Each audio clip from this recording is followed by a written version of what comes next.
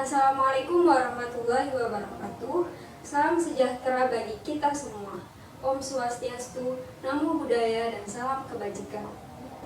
Perkenalkan, saya Ines Nura Zahra dengan NIM 22030174044 dari kelas PM 2022D, jurusan Matematika, Fakultas Matematika dan Ilmu Pengetahuan Alam, Universitas Negeri Surabaya.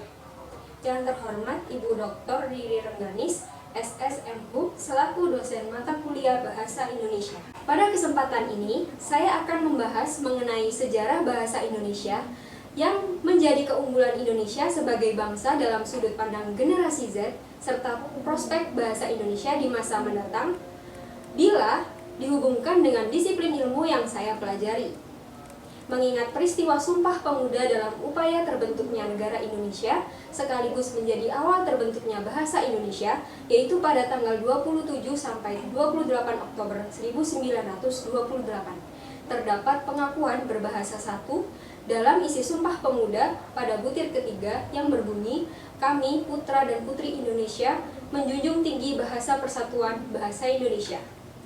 Berdasarkan penelitian Badan Bahasa tahun 2017, di Indonesia terdapat 652 bahasa daerah.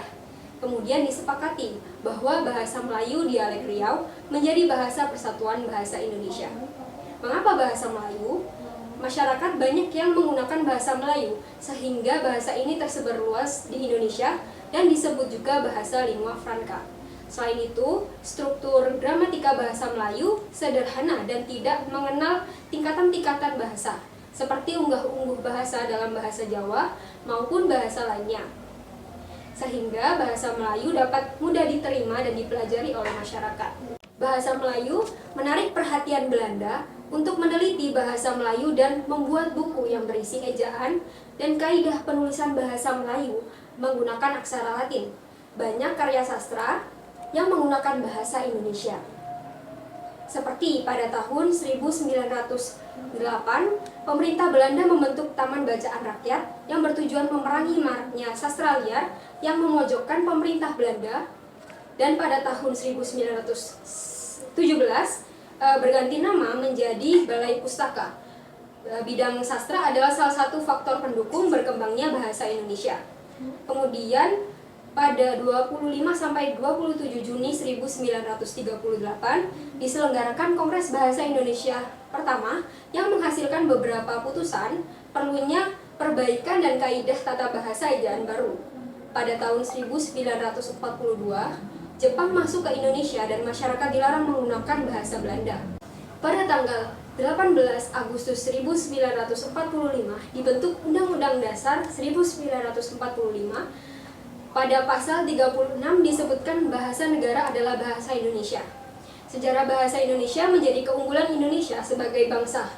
Menjadikan saya sebagai generasi Z bangga akan proses terbentuknya bahasa Indonesia sebagai bahasa negara. Maka dari itu saya sebagai mahasiswa jurusan Pendidikan Matematika melihat prospek bahasa Indonesia di masa yang akan datang sesuai dengan profesi saya nantinya sebagai guru atau dosen, yaitu bahasa Indonesia dapat menjadi bahasa pemersatu untuk saya dan murid-murid saya yang berasal dari berbagai daerah, agar semua murid paham akan apa yang akan saya ajarkan. Maka saya harus menggunakan bahasa Indonesia yang baik dan benar, sehingga dapat dimengerti oleh semua murid dan dapat menjadi contoh yang baik untuk mereka dalam berbahasa Indonesia yang baik dan benar. Sekian yang bisa saya sampaikan, mohon maaf bila ada salah kata. Wassalamualaikum warahmatullahi wabarakatuh.